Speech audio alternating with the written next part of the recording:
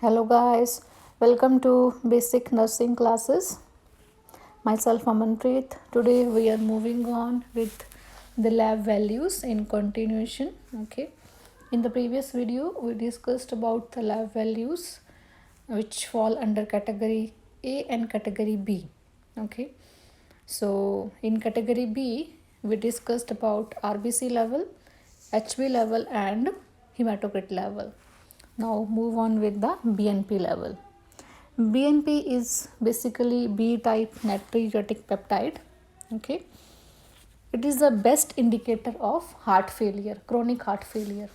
Okay, and it is produced only in response to stretching of ventricles due to increased blood volume or increased fluid.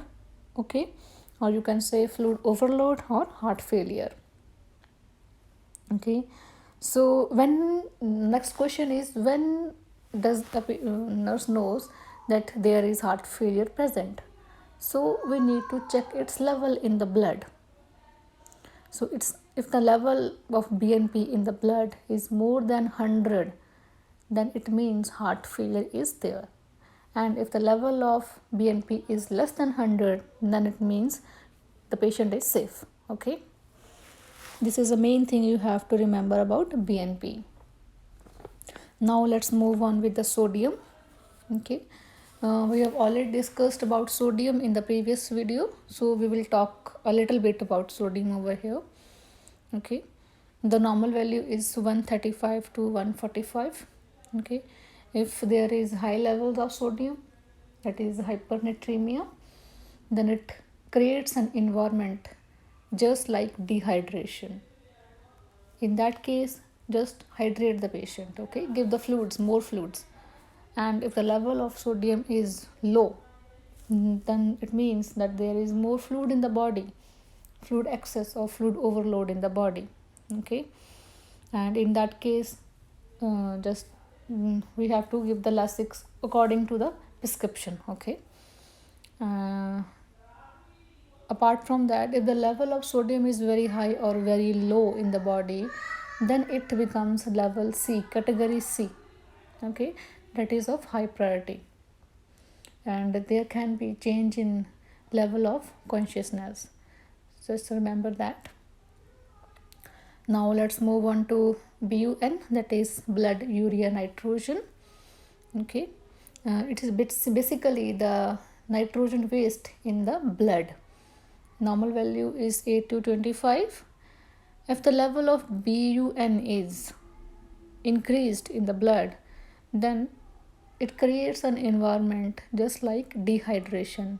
So you have to hydrate the patient. Okay, and main thing over here is BUN is not best indicator of kidney function. Creatinine is the best indicator of renal function. Okay, and let's move on to category C, high priority. The first is HB level. Okay, if it is less than 8 milligram, 8 gram per deciliter, so then the nurse will have to assess for any blood loss. Okay, or any bleeding for the patient. And if the bleeding is very high or excessive bleeding is present, then you have to inform the doctor, and in some cases you will have to administer the blood also. Okay, and after that, let's move on to the oxygen saturation. Now in oxygen saturation, we all know like above 93 or 93 to 100, the level is okay, we take is it's good.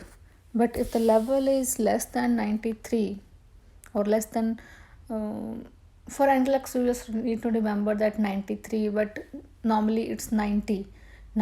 Above 90 is okay, but below 90 it's not okay.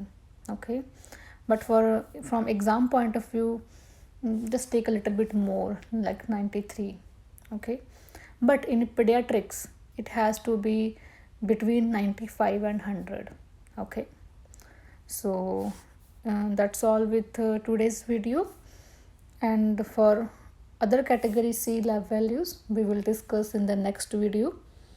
Till then, just revise these. Good luck for exam. Thank you.